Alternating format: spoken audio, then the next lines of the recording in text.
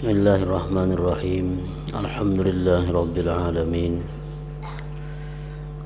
Wassalatu wassalamu ala asyrafil anbiya wal mursalin Sayyidina Maulana Muhammadin wa ala alihi wa sahbihi ajma'in.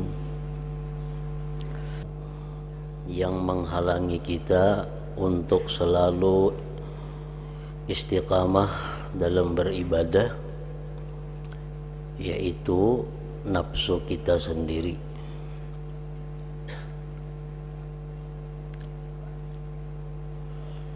Selanjutnya, wahai orang yang mempunyai kehendak beribadah kepada Allah, semoga Allah menjaga engkau dan menjagaku.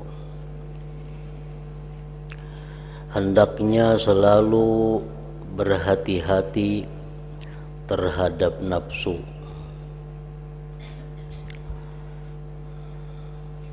yang senantiasa mengajak berbuat jelek itu.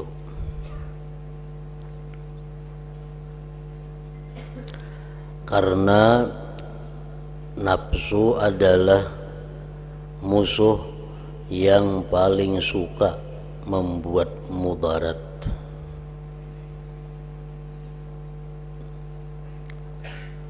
Karena nafsu adalah musuh yang paling suka membuat mudarat. Cobaannya paling berat cobaan, paling sulit merawatnya, memeliharanya, mendidiknya, paling sulit penyakitnya, dan paling sulit pengobatannya. Sesuai dengan sabda Nabi sallallahu alaihi wasallam, a'dal a'da nafsukal lati baina jambaik. Musuh yang paling musuh di antara segala musuh adalah nafsu engkau yang ada di badan engkau.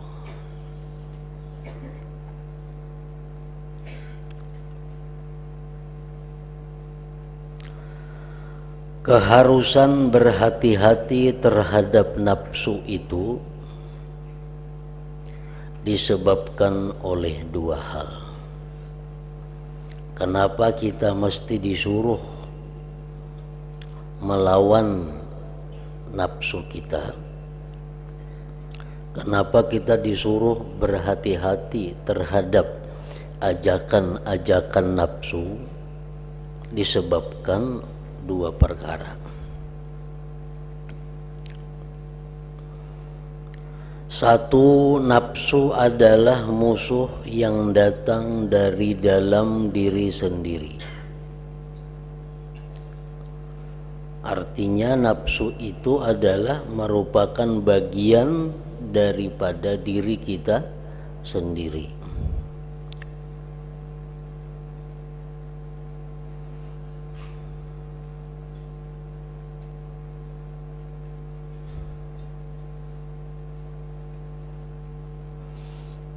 Sebagaimana akal bagian dari diri kita,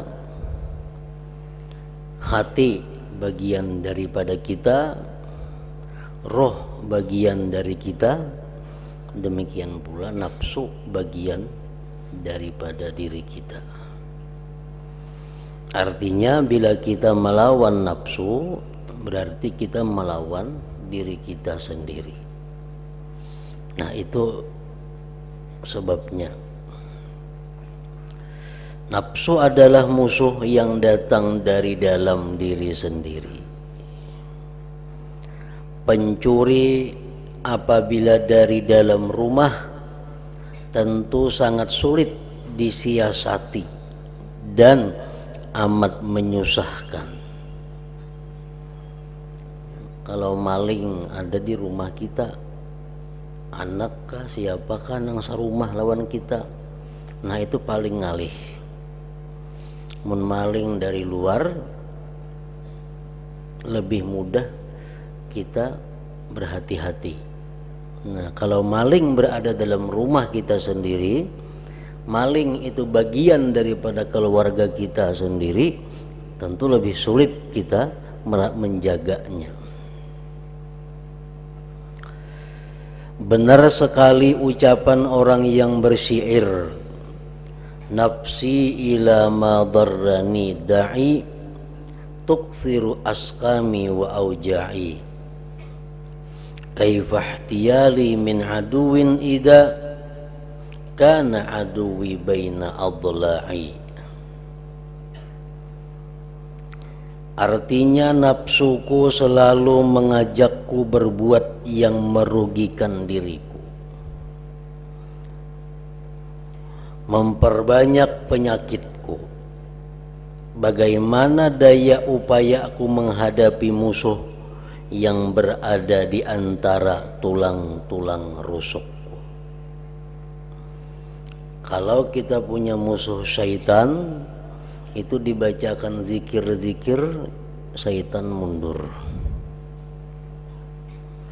Nah, kalau ini yang menjadi musuh bagi kita adalah nafsu, tentu kada akan mampan dengan zikir-zikir yang dibaca, kada mampan dengan bacaan-bacaan menolak syaitan.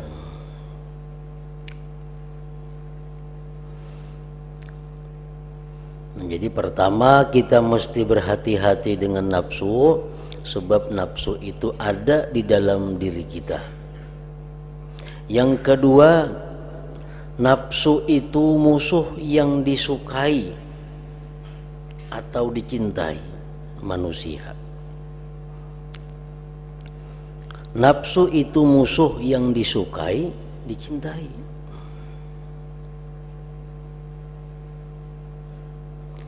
Manusia biasanya buta terhadap celah kekasihnya. Manusia itu kalau sudah mencintai sesuatu apapun, maka dia akan melihat lagi keaiban atau kekurangan atau cacat dari yang dicintainya itu. Hampir-hampir tidak dapat melihat celah kekasihnya itu, karena sudah menyayangi, mencintai sesuatu tadi.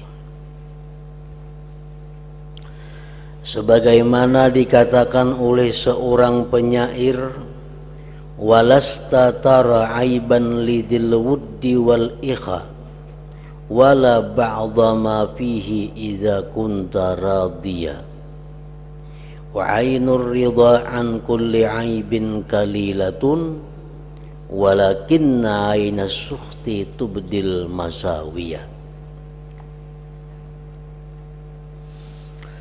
Artinya, engkau tidaklah melihat celah orang yang cinta dan saudara. Orang yang kita cintai, orang yang kita anggap sebagai saudara kita, nah itu biasanya kita kada bisa lagi melihat kekurangannya. Juga tidak dapat melihat sebagian apa yang ada padanya pada orang yang dicinta atau saudara tadi. Apabila engkau sudah senang, bila kita sudah ketujuh, nah, nang kada baiknya itu kada kelihatan lagi.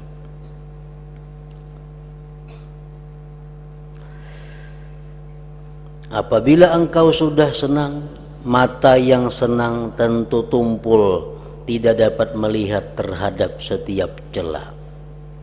Tetapi mata yang benci dapat menampakkan berbagai keburukan. Nah, amun kita kada katuju lawan seseorang, nampak semuaan kesalahan itu orang di hadapan kita, nampak keaiban celah orang itu di hadapan kita.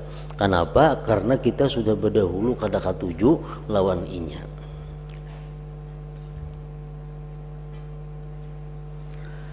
Kalau begitu manusia akan menganggap baik setiap kejelikan yang datang dari diri nafsunya. dan hampir-hampir tidak dapat melihat celaknya. Padahal nafsu tetap memusuhi dan membuat mudarat. Tidak memakan waktu lama, nafsu itu tentu akan menjerumuskannya ke dalam keterbukaan aib dan kerusakan, sedangkan ia tidak merasa, kecuali jika Allah menjaganya dan menolongnya mengalahkan nafsu dengan anugerah dan rahmatnya. Tidak ada satu penyesalan yang timbul melainkan akibat daripada nafsu. Tidak ada satu keaiban yang tersiar melainkan dahulunya akibat daripada mengabulkan ajakan hawa nafsu. Tidak ada satu kerugian atau kekalahan yang terjadi melainkan dahulunya mengabulkan ajakan hawa nafsu.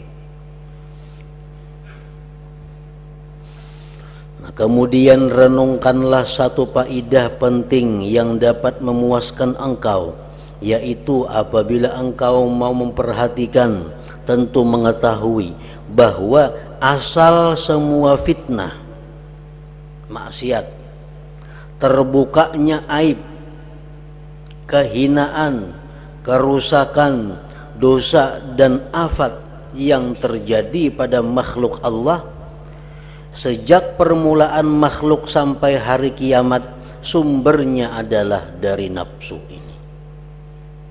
Orang-orang berada dalam penjara akibat apa? Akibat meluluskan kehendak hawa nafsunya.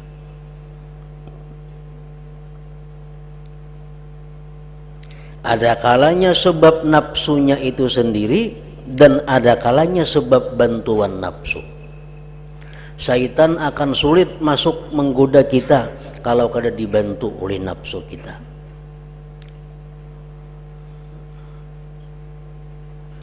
Permulaan maksiat kepada Allah Ta'ala adalah dari iblis.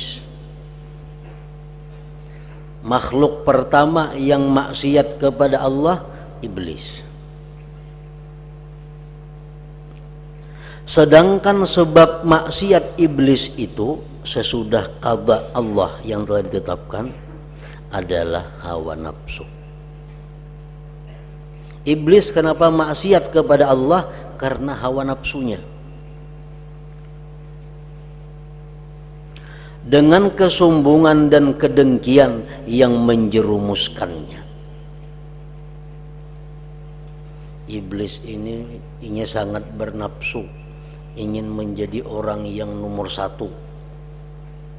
Iblis sangat bernafsu ingin menjadi orang yang paling mulia. Iblis sangat bernafsu ingin menjadi orang yang paling diagungkan.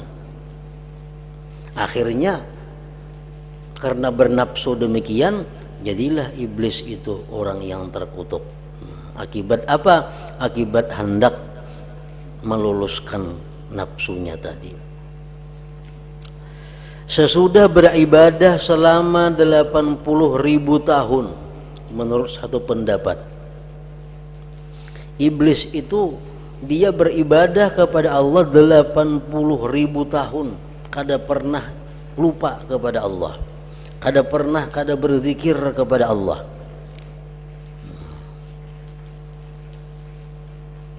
Tapi karena ini hendak segala-galanya, akhirnya apa? Terjerumus ke dalam lautan kesesatan sehingga tenggelam selamanya.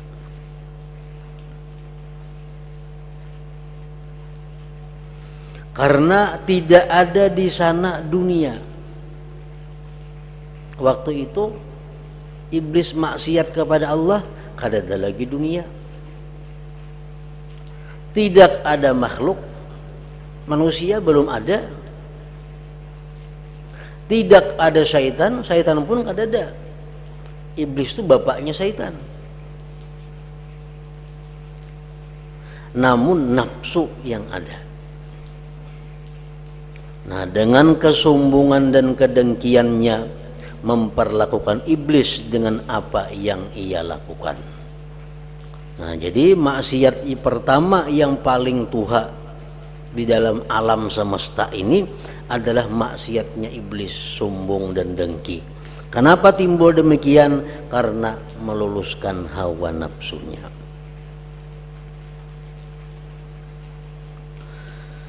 Kemudian sesudah dosa iblis adalah dosa Adam dan Hawa alaihimassalam.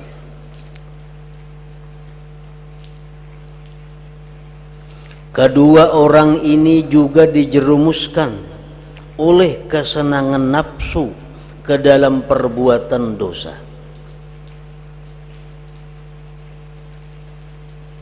Begitu pula keinginan mereka untuk hidup abadi di surga, sehingga terbujuk dengan ucapan iblis.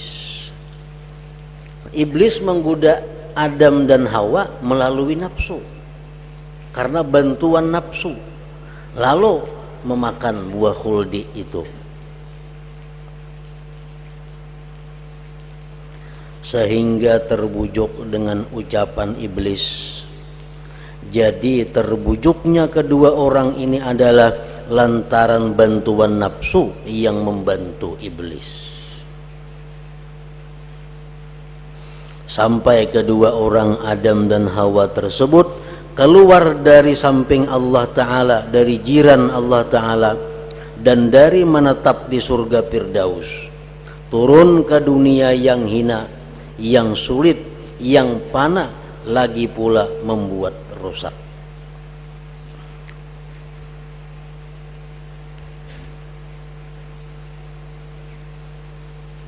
Jadi syaitan ada mengganggu kita, nafsu ada juga mengganggu kita. Ujar Nabi sallallahu alaihi wasallam, al-mu'min baina khamsi syada'id. Orang beriman itu hidup di tengah-tengah 5 kesulitan, 5 kepayahan. Pertama, mukminin yahsuduh, orang yang dengki kepadanya. Itu pasti ada ditemui. Bila kita hidup di tengah-tengah masyarakat, pasti ada orang nang dengki lawan kita. Nah, itu yang kita hadapi dahulu.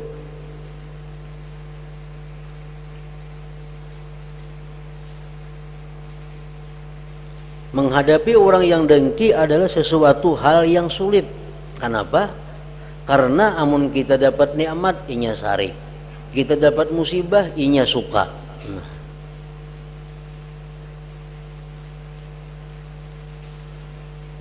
Wa munafikin yubghiduhu. Yang kedua yang kita hadapi dengan susah payah adalah orang munafik yang selalu benci kepada kita. Orang-orang munafik selalu kada katuju lawan orang-orang yang beribadah kepada Allah.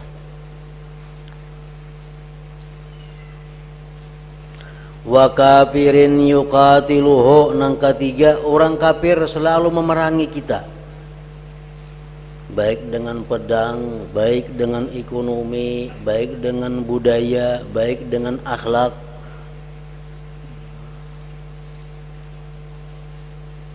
Yang keempat, wa syaitanin yudilluhu. Syaitan yang menyesatkannya. Syaitan selalu membujuk kita, menggoda kita untuk jauh dari Allah. Yang kelima, wa nafsin tunazi'uhu. Nafsu yang selalu menentang dia, nafsu yang selalu merebut dia. Nah, jadi kita hidup ini di tengah-tengah 5 musuh. Nah, di tengah 5. Ada yang dengki, ada yang marah, ada yang memerangi, ada yang menyesatkan, ada yang menentang.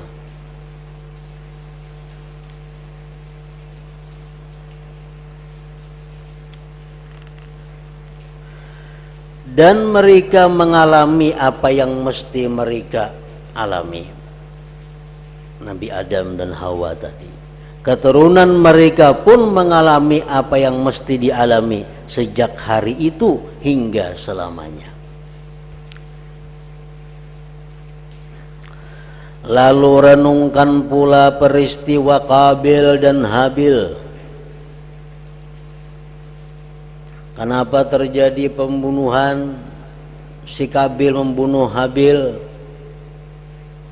Sebab yang membuat Qabil membunuh Habil adalah kedengkian dan kepelitan. Kikir. Terjadilah pembunuhan. Qabil dan Habil murni adalah peristiwa terjadi karena nafsu. Menurut riwayat bahwa Siti Hawa bini Nabi Adam itu bila mana lahir pasti kambar. Laki saikung, bini saikung. Karena lahir pulang, kambar pulang, laki saikung, bini saikung. Nah itu kayaknya dikawinakan besilang. Kawin silang. Nang ading laki-laki lawan kakak laki-laki, kakak bini-bini, kakak laki-laki lawan ading bini-bini. Jadi Siti Hawa itu bila betianan beranak dua sekali keluar. Karena waktu belum ada manusia. Nah, Qabil dan adiknya kambarnya bernama Iklima itu adalah ulihan Nabi Adam dan Hawa di surga. Walaupun menurut satu pendapat lahirnya di dunia juga, cuma asalnya di surga. Nah, lalu berhubung ini orang surga, Qabil lawan Iklimaan ini. Qabil yang laki-laki, Iklima kambarnya nang bibinian, lahir di dunia bungas-bungas orangnya, orang surga. Mbah itu lahir nang kedua, anaknya Adam dan Hawa ini Habil lawan Labuda. Ini sudah orang dunia. Kada sebaik orang surga. Nah, lalu ujar Nabi Adam, wahai Qabil, wahai Habil, ini peraturan dari Allah. Kawin mesti berhuruf. Qabil lawan Labuda, Habil lawan Iklima. Kabaratan si Qabil. Ujar Qabil nang kambaranku bungas orangnya. Kambaran Habil itu kada bungas, udah hendak berhuruf. Nah ini sudah menunjukkan adanya nafsu. Ujar Nabi Adam itu sudah keputusan dari Tuhan bahwa berhuruf macam itu. Ujar Qabil itu kada dari Tuhan, dari pian seorang aja nang maaturun itu. Nah lawan Nabi Adam nih, itu aturan pian bukan dari Tuhan. Amun ikam kada percaya, ujar si Nabi Adam, ikam bakurban. Kurban. Napa kurbannya? Lain sapi, kurbannya gandum. Siapa gandumnya nang dimakan api, berarti diterima. Bila gandumnya itu kada dimakan api, berarti kada diterima. Karena ada api turun dari langit. Lalu si Habil disuruh mengambil gandum, Qabil disuruh dia mengambil gandum.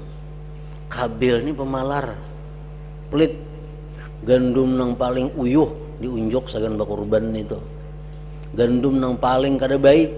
Nah, gandumku si Qabil. Ada si Habil ini gandum nang paling baik diunjuk, gandum nang paling murni diunjuk sagan bakurban itu. Andak kedua-duanya di tanah lapang. Kemana kena api turun memakan, berarti itu yang diterima. Nah, datang api dari langit memakan kurbannya si Habil karena baik. Qabil kalah. Nah, jadi Qabil ini dua penyakit. Pertama nafsu tadi, nang kedua pemalar, dengki. kada nyaman melihat si Habil ini mengambil dang sanak saurang. Nah, jadi itulah awal maksiat yang ada di permukaan bumi ini. Itulah awal maksiat yang terjadi di permukaan bumi.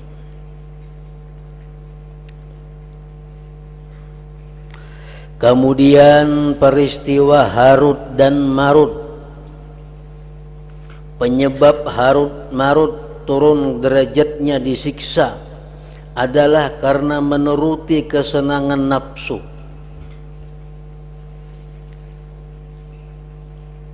Kan Nabi Adam begitu disuruh ditentukan menjadi khalifah di bumi,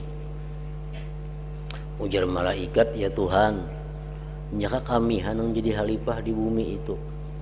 Kayaknya manusianya bakal lahir di bumi, berbunuh-bunuhan kayaknya di bumi. Emang kami kada. Ujar Tuhan, cobai kamu ke bumi. Siapa pilih malaikat yang paling baik sini? Terpilihlah Harut lawan Marut. Nah, diturunkan ke dunia. Sebelum turun ke dunia, diandaki syahwat nafsu kepada keduanya itu. Karena Adam kan punya hawa nafsu. Malaikat mau diturunkan ini kada nafsu, bujur ya, karena kenapa? Ini si Harut Marut ini diturunkan ke bumi, diandaki Tuhan juga hawa nafsu macam manusia. Sampai di bumi, Harut Marut ini ternyata sama aja lawan manusia juga. Banyak berbuat pelanggaran-pelanggaran hukum Allah, banyak berbuat maksiat kepada Allah. Padahal malaikat diandaki hawa nafsu, nakal pada manusia.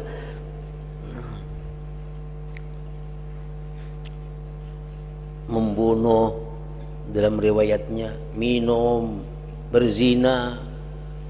Padahal malaikat cuma diandaki Tuhan hawa nafsu kayak manusia. Akhirnya disiksa Harut dan Marut ini karena menuruti kesenangan nafsu. Demikian seterusnya sampai hari kiamat.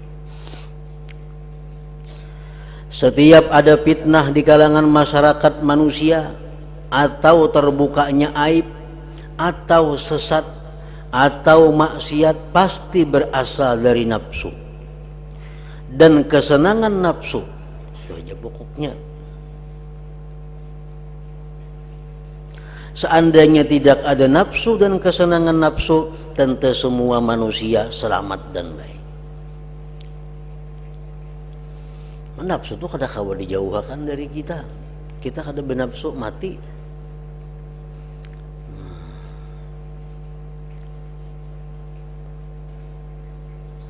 Makanya kita kada boleh mematikan nafsu.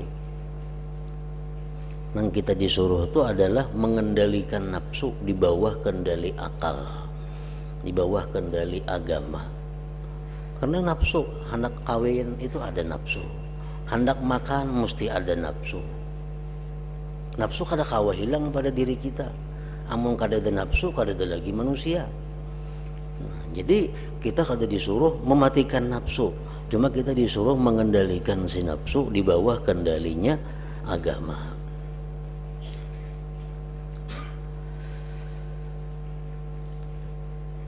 Seandainya tidak ada nafsu dan kesenangan nafsu, tentu semua manusia selamat dan baik. Kayak di langit malaikat tuhnya kada bernafsu. Dengar bakal lahir malaikat kada ada. Malaikat maksiat kada ada. Malaikat berbunuh-bunuhan kada ada. Kenapa? Inya kada ada nafsunya. Manakala ada musuh dengan sifat seperti ini, yakni selalu membuat mudarat, maka wajiblah bagi orang yang berakal untuk berprihatin terhadap urusan musuh ini. Karena nafsu ini selalu membawa kepada kejahatan, membawa kepada sengsara, kita wajib hati-hati dengan nafsu itu. Semoga Allah memberikan petunjuk dan pertolongan kepada kita semua. Nah, jika engkau berkata, kalau begitu bagaimana daya upaya menghadapi musuh semacam ini? Dan bagaimana cara mengatur siasat menghadapinya nafsu? Kalau syaitan semalam, caranya kita menghadapi, minta perlindungan kepada Allah dengan membaca doa-doa, zikir-zikir. Kalau nafsu, Bang, kayak apa caranya kita mengakalani supaya nafsu ini bisa tunduk lawan agama, lawan akal? Cobalah terangkan hal itu kepada kami. Ketahuilah bahwa di muka telah kuterangkan, urusan nafsu itu sangat sulit karena tidak mungkin mengalahkannya sekaligus seperti musuh-musuh yang lain, sebab nafsu adalah tunggangan dan alat kita. Ada dikatakan ada seorang desa mendoakan temannya dengan kebaikan. Ia berkata, mudah-mudahan Allah Ta'ala menghinakan semua musuhmu kecuali nafsumu. Yakni nafsu itu tidak bisa dikalahkan sekaligus dan tidak boleh dibiarkan terus-menerus karena kemudaratannya besar sekali. Jadi engkau pasti membutuhkan salah satu di antara dua cara. Engkau harus mendidik nafsu dan menguatkan nafsu Anda. Nah, jadi mendidik sekaligus menguatkan. Sekira-kira kuat memikul berbuat segala kebaikan. Dan Anda harus melemahkan serta menahan nafsu Anda menurut batas yang tidak melampaui batas. Maka dalam persoalan nafsu ini Anda terus-menerus berada dalam perawatan yang sangat dan perhatian yang teliti. Jadi nafsu kita ini pada awalnya nafsu kita ini adalah nafsu ammarah. Nafsu ammarah itu pikirannya makan, minum, guring, kawin, nyaman-nyaman semuaan. Perkara halal haram itu kada tahu urusannya. Itu nafsu pertama-tama manusia yang dibawa lahir ke dunia. Nah ini yang mesti dididik, dirubah. Nafsu ammarah, ya nafsunya orang-orang kafir, nafsunya orang-orang yang fasikin, orang-orang yang keluar dari jalan Allah. Keinginannya kadada hendak berbuat taat, munnya ada juga hendak taat, nah untung taatnya itu.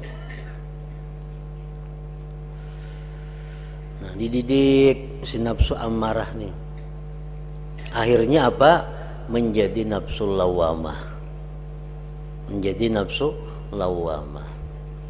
Nafsu lawamah ini nafsu kebanyakan orang-orang yang beriman. Mau sudah berbuat kebaikan, tapi mau juga masih berbuat dosa. Namun bila dia berbuat dosa, dia mencela dirinya, dia menyesali, tobat kepada Allah. Nah ini sudah nafsu lawamah ngarannya. Kita nih menghinakan diri kita karena kita dulu berbuat jahat. Kita ini mencela diri kita karena kita ini dahulunya berbuat maksiat, sekarang kita tobat kepada Allah. Nah nafsu kita tuh ngarannya nafsu lawamah sudah nih itu, ampih amarah. Yang ketiga nafsu mutmainnah. Ini nafsunya orang-orang muta'allimin al-amilin, orang-orang pelajar yang mengamalkan ilmunya. Nafsu mutmainnah, nafsu yang sudah tenang, kada tergoda dengan segala macam kemaksiatan, kada tergoda dengan hal-hal yang membawa dia mudarat. Nafsu yang tenang beribadah kepada Allah. Nah itu namanya nafsu mutmainnah. Nah jadi untuk sampai ke nafsu mutmainnah itu manusia perlu latihan, pendidikan. Kada mau dibiarkan langsung jadi nafsu mutmainnah, kada mau. Maka dalam persoalan nafsu ini Anda terus-menerus berada dalam perawatan yang sangat dan perhatian yang teliti. Aku telah menerangkan pula mengenai urusan nafsu, yaitu hendaknya engkau memberinya kekang dengan kendali takwa dan wara, supaya Anda dapat menghasilkan dua faidah di atas sekaligus.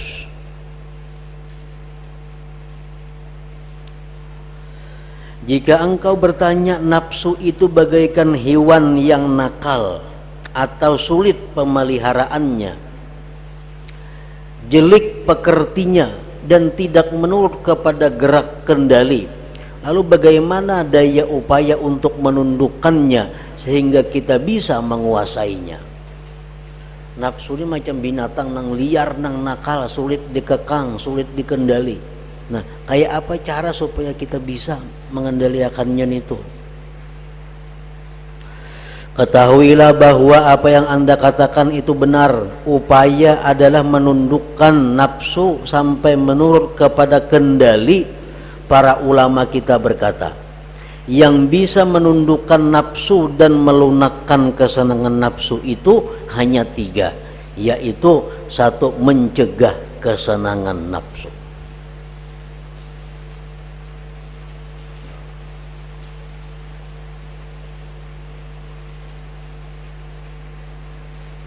Nah, apa yang dikehendaki nafsu kada dikabulakan.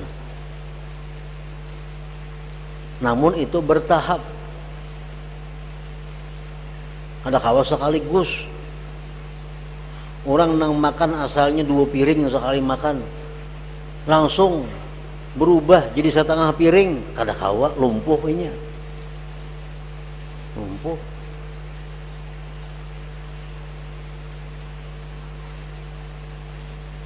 Mencegah kesenangan nafsu, karena hewan tunggangan kuda yang nakal itu dapat melunak bila dikurangi makanannya. Kuda tuh bila pina nakal kada kawa diatur, kurangi makannya, nya maasi kina.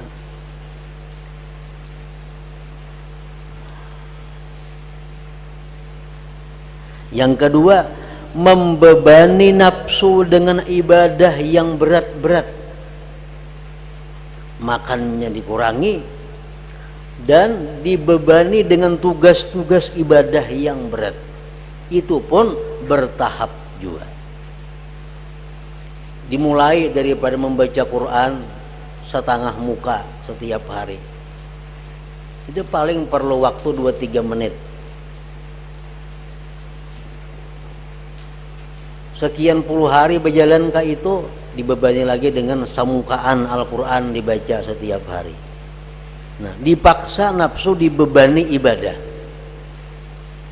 Karena nafsu ini menurut saja amun dibebani itu, dan kadalawas ini akan jadi senang. Kayak apa aja nakalnya nafsu kita, kalau kita didiknya menurut. Kita melihat orang yang membaca Quran 10 juz atau sahatam sehari, itu kawaka langsung kada kawa juga. Mereka tuh bertahap dahulunya.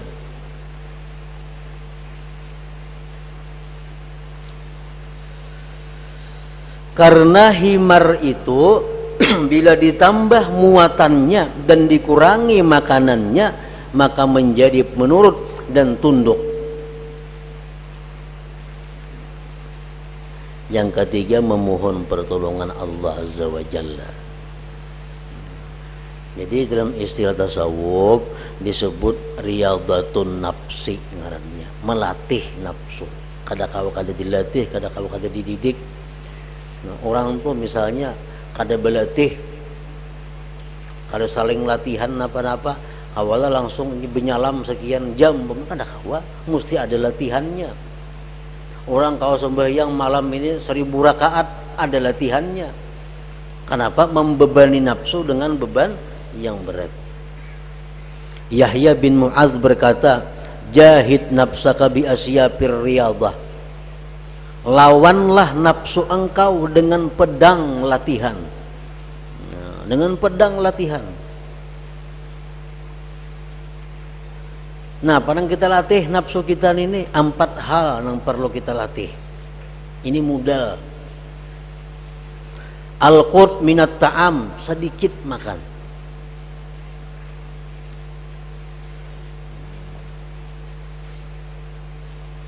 makan tuh sedikit. Yang biasa makan 3 kali sehari itu 2 kali aja sehari. 2 kali sehari. Mau kadang-kadang mesti 3 kali juga sehari, dikurangi takarannya. Dilatih. Yang kedua, mengurangi guring. Yang ketiga, mengurangi lantih.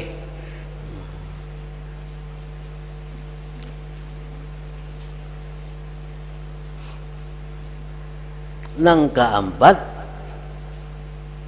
menahan gangguan-gangguan, celaan-celaan daripada manusia. Kada melawani artinya. Dipadakan orang napakah ada perlu dilawani. Karena menilai kita Allah Ta'ala kada manusia.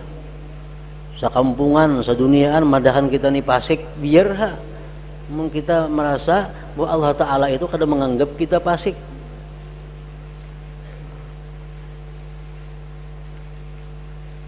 Nah gunanya apa?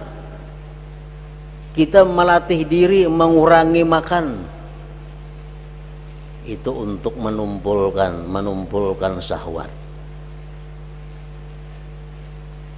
Untuk menumpulkan syahwat kita, keinginan-keinginan kita.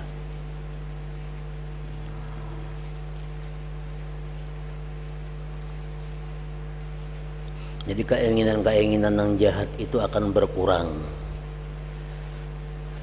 Mengurangi guring, apa tujuannya? Keuntungannya saful iradat. Orang nang guringnya kurang itu, guringnya kada banyak itu, kehendaknya bersih. Kehendaknya itu bersih. Saful iradat. Orang nang mengurangi bepandir itu, apa keuntungannya? Selamat daripada dosa. Ini bila kalantihan tuh pasti ada tersambat apa nang kada baik.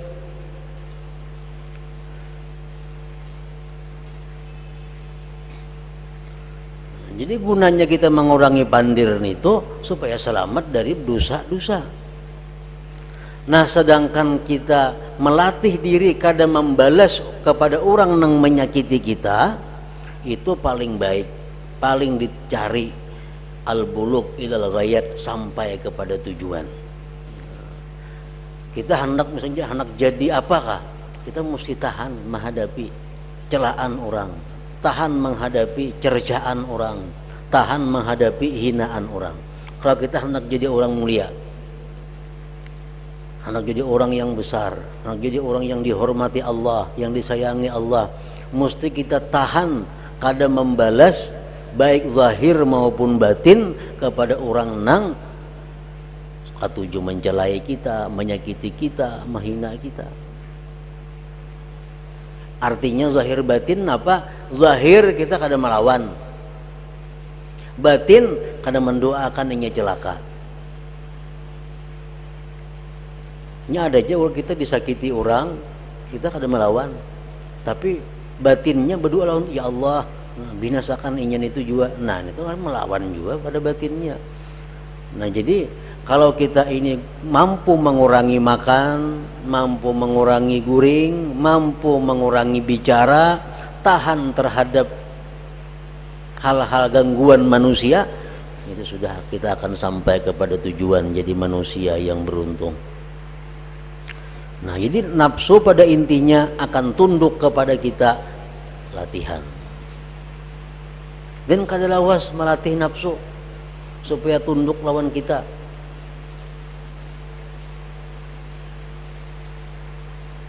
Ada yang mengatakan 40 hari sesuai kejadian kita.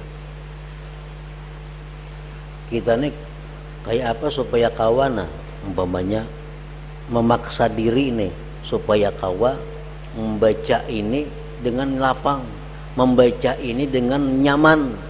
Latih 40 hari. Bila kada berhasil, tambah lagi 40 hari. Kada berhasil, tambah lagi 40 hari, berhasil. Ada orang berhasil diberi Tuhan 40 hari pertama, ada 40 hari kedua, yang paling terakhir 40 hari ketiga. Itu jarang terjadi. Yang terbanyak 40 hari pertama. Kita membaca Quran misal sajus itu sehari asa kalapahan.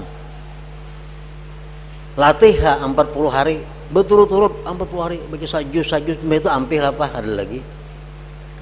Itu asa kejadian kita 40 hari.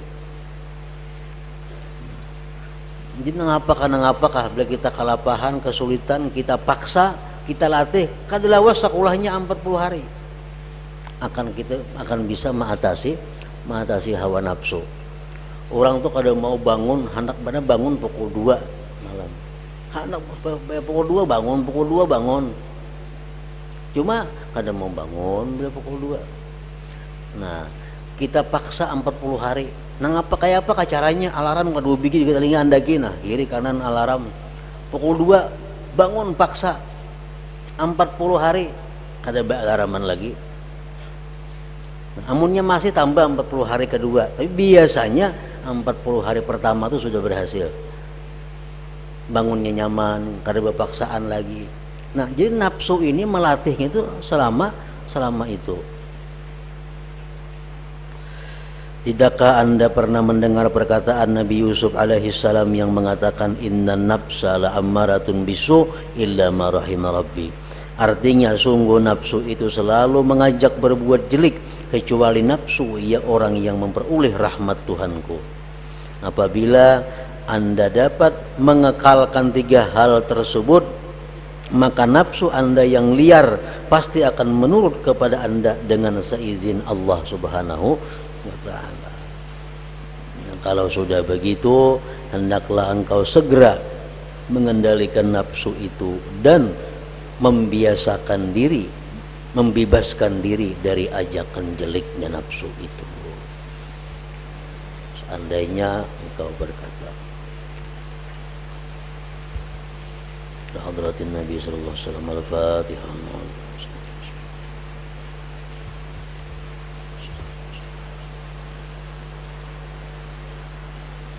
Bismillahirrahmanirrahim. Alhamdulillah rabbil alamin. Wa sallallahu ala sayyidina Muhammad wa alihi washabbihi ajma'in. Allahumma ighfir lana ma akhtana wa ma tahammadna wa ma asrarna wa ma a'lanna wa ma asrafna wa ma anta a'lam bihi minna, antal muqaddim wa antal muakhir, la ilaha illa anta. Allahumma anfa'na bima 'allamtana wa 'allimna ma yanfa'una wa zidna fahman wa ilman wa 'amalan wa hidayatan wa tawfiqan bi rahmatika ya arhamar rahimin. Sallallahu alaihi wasallam Muhammad wa alihi wasallam.